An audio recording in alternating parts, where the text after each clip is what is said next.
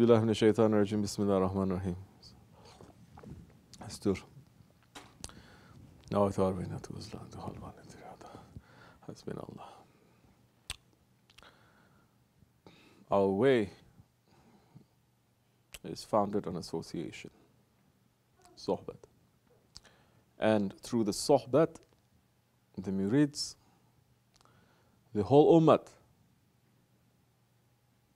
will gain benefit from the Sohbet to teach us how to live in this world, how to die from this world, how to live in that grave, and how to appear on Judgment Day in front of our Lord Allah subhanahu wa ta'ala. It's linked, it's connected. It is not just to say religion is just teaching you things that is not connected to your everyday life. What was that khutbah about today? Anybody remembering? You say.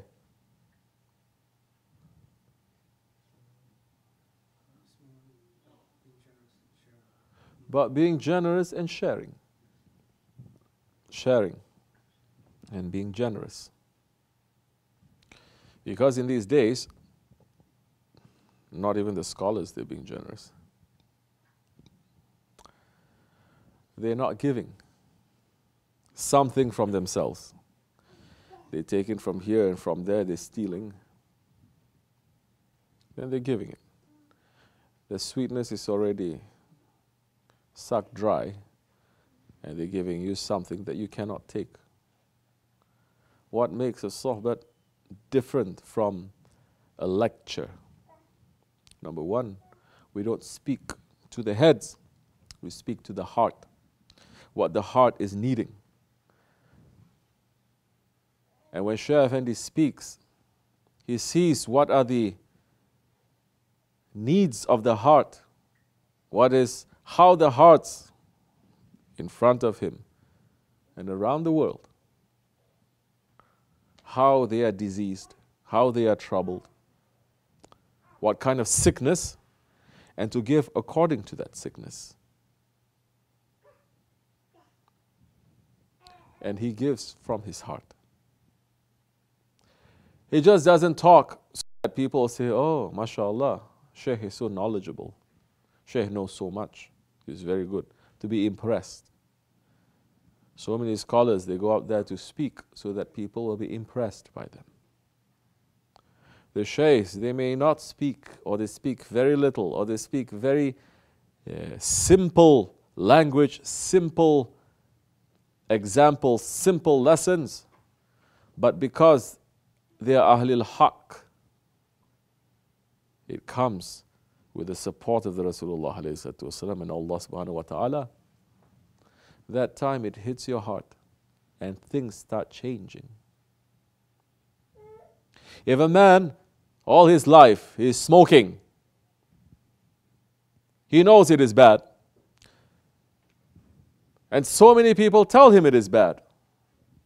His mother tells him. These days, mothers, they don't concern themselves with their sons like that. If they see their sons or their daughters having bad habits, they don't jump to them. They say, it's okay. They are growing. They are kids. Let them to go. It's okay. But if they see their sons and their daughters coming around to dergahs, making zikr, that's the time they jump and they say, why are you doing this? No need for this. You just pray 5 times a day. That's enough for you. Why you have to go listen to a man talk? You understand how upside down this world is?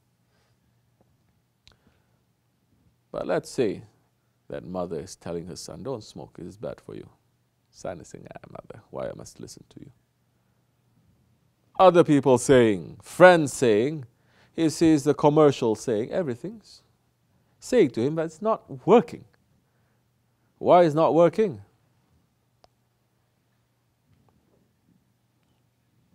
Until he goes to a doctor and the doctor checks his lungs and his heart. Doctor doesn't have to show him anything. Doctor says, I've seen it, and if you don't stop, you're going to kill yourself. Now you think the words of that doctor is going to be useless like the words of his mother or friends or commercials? that time the man is going to wake up. Because it's coming from who? An authority who knows what his heart is and who knows what the cure is and what the sicknesses are. It is the same thing with the Sohbet. Don't think these days I'm watching to people are composing Sohbets. They write Sohbets before they give Sohbets, and they go up there and they read. Sitting and reading, moving their bodies like this and sitting and reading. That's not Sohbet, that's lecture. That is when it's disconnected. You are not being supported, and you're not looking at what is needed. There is no inspiration coming. Then what's the difference between us and those ones who are preparing their sermons weeks before? Sohbet, it is for that time, for that second, that whatever the Shaykh is sending, that is what is needed. It can be the same Sohbet too. It means you need it.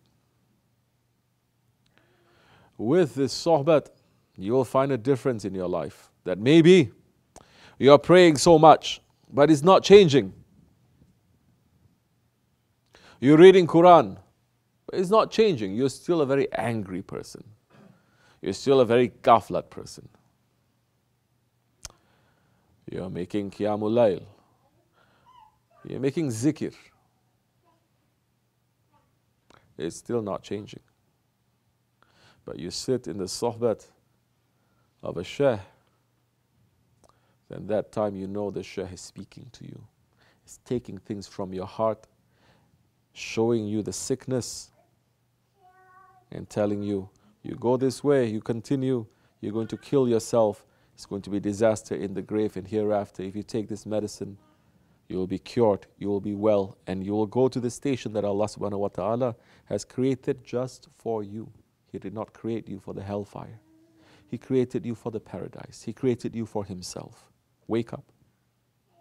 Wake up to that reality.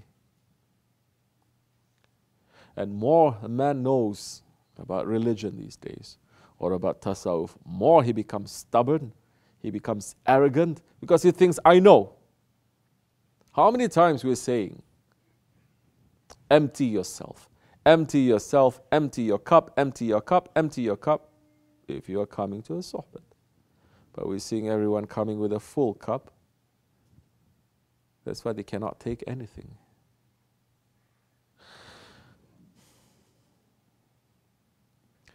This is necessary.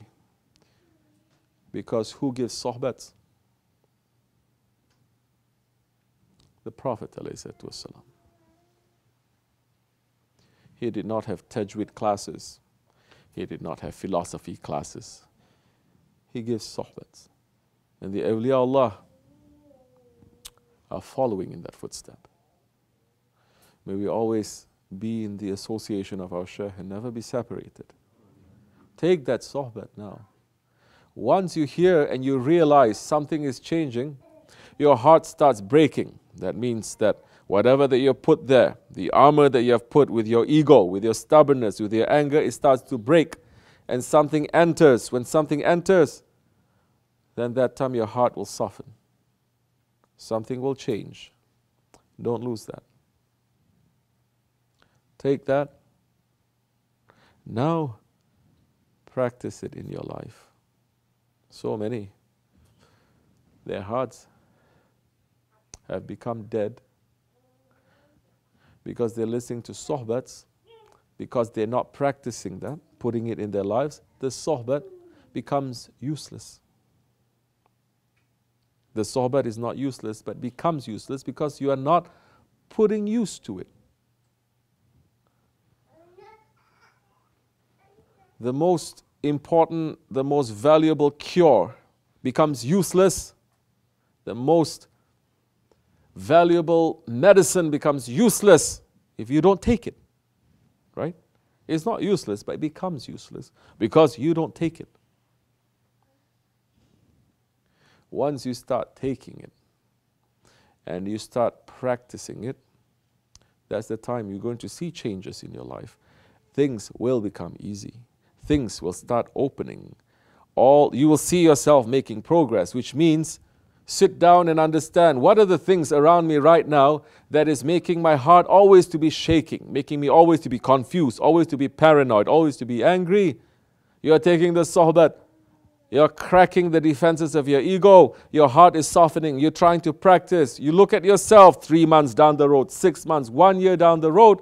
You see, subhanAllah, I used to get so stressed out, so disturbed, so angry, so upset over these small things, and now I've changed. If you haven't changed, if you're still taking those things and still carrying it behind your back, then you haven't made progress at all. You can be sitting in the sohbet every day.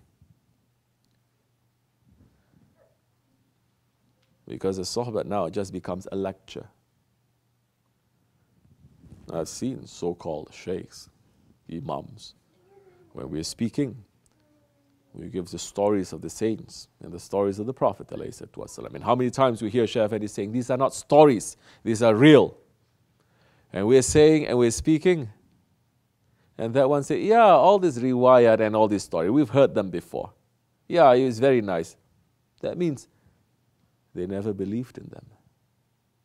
Because if you believe and you put it in your heart, you will never look down on any of the experiences that the prophets or the awliya Allah, they have gone through. You take that as a lesson. You take that as a light. You take that as a guide. You're not going to say, yeah, I know. That is nothing but arrogance, proudness. Yeah.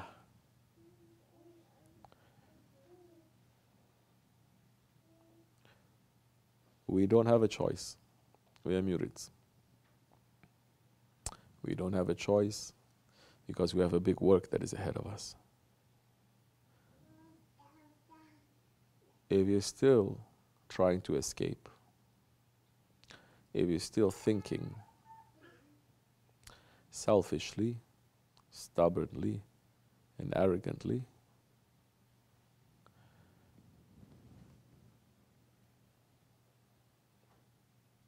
the fire of regret will burn you forever.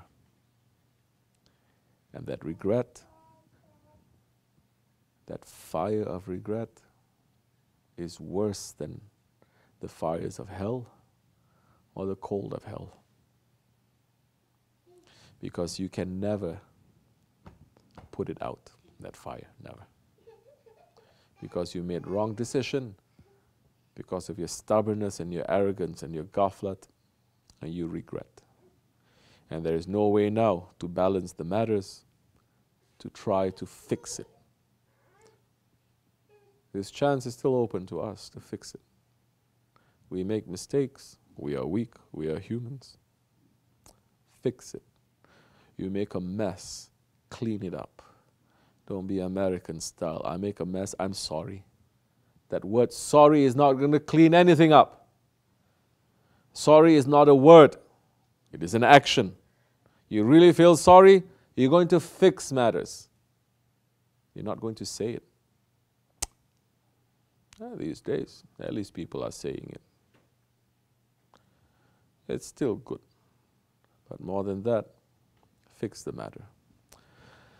Inshallah, may we be of service to our Shaykh and to serve those ones who are serving in his way. As the khutbah is saying, as our Grand Shaykh Abu Hassan Hakkani is saying, what did he say? Anyone remember that quote?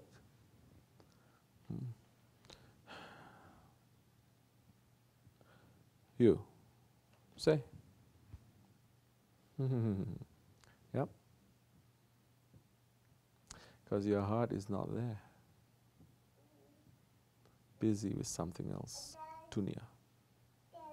That's why the words of a saint is not reaching to your heart. How many times in the khutbah place I recite words from our grand sheikhs? Very rarely. Those ones who are awake to say, oh, I've never heard this one before. They start, if they're sleeping, they start to wake up and to listen at least a little bit more and to think after that, correct? It means your heart is dead. It's busy with other things, with dunya, of course. Busy with your own selfish desires. Busy with other things other than Allah in the Dergah, being trained by Sahib-ul Sayf in the khutbah listening to the imam, and the heart is dead. You're not fixing, the fire of regret is going to burn you. No one can fix it. No one can help you that time. You go everywhere, they cannot do anything. Words of our grandshare. You don't hear it every day. And it is very important.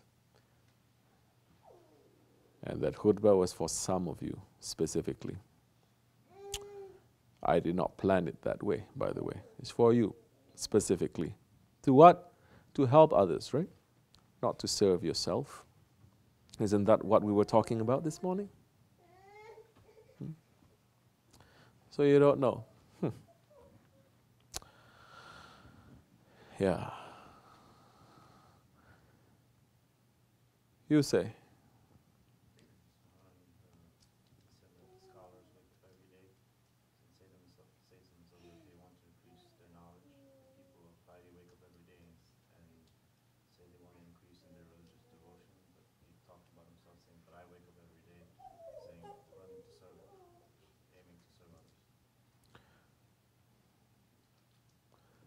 Serving others is for you too. Serve others not according to your ego too. How you think that you want to serve others. Maybe in your mind it makes perfect sense. But to those ones who are outside, who are guiding you, they say, there's not service, there's disservice. You're going to get yourself into trouble and others too. That time, lift up that veil of stubbornness and understand. Once you do it, something will pierce through. That time when something pierces through, yes, there's going to be light in the face. When their hearts are dead, there's no light because the dunya is very dark and it's very heavy and it's circling around some of you, your hearts. And we're seeing that. So, see how you're going to serve. Isn't that what Shaykh Effendi is teaching us every single day here? Waking up to serve, to do something, to run to serve. Yeah. Wake up. Those words are for you and for me. وَمِنَ اللَّهُ تَوْفِيقَ الْفَاتِحَةِ.